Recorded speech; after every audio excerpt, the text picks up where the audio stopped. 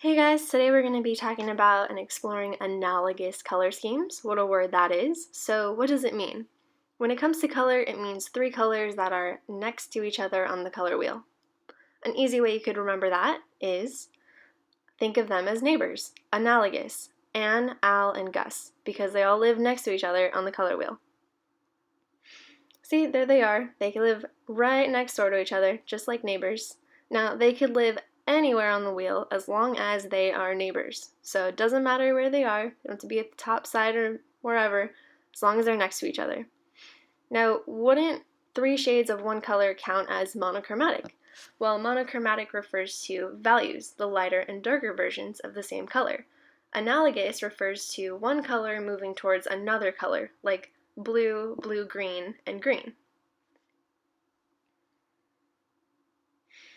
Here's an example of blue, blue-green, and green in a Northern Lights contemporary image. Now, a lot of you guys chose the Northern Lights Bob Ross. This one's more contemporary. And here are those same blue-greens in another painting, this one an Impressionist painting by Edouard Manet called A Game of Croquet. Here's another example, the yellow, green, and orange, again, all next to each other on the color wheel.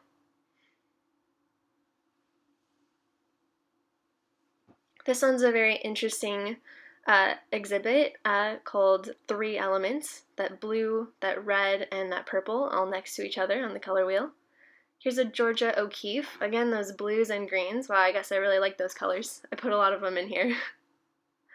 Here's another example of some more pinks. So here's pink, red, and orange all together. Cuts in Color by Amelia Toledo. Here's another Georgia O'Keeffe, purple, green, and blue together, Petunia number 2.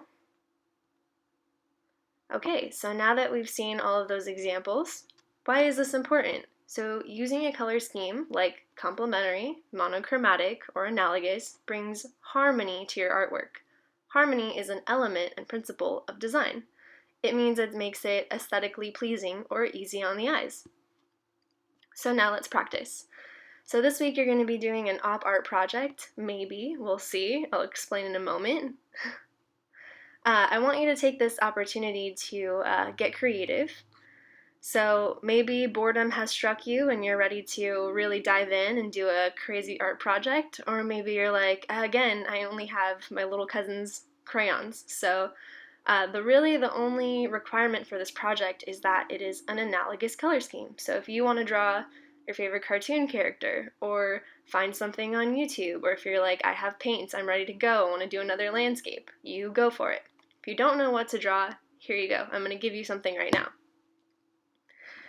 So start by drawing a curved line across your paper with a Sharpie or a pencil. Think rolling hill, not a roller coaster. Now you're going to add 8 dots across the line. They should be different lengths apart. You need a dot close to the edge of the paper.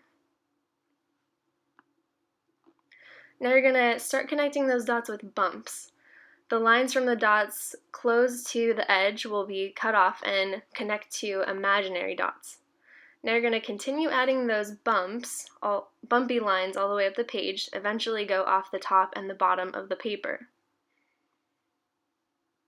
And you're going to do that until you fill the whole page. Then you're just going to color it in with, you guessed it, an analogous color scheme. And that's it. That's all you have to do.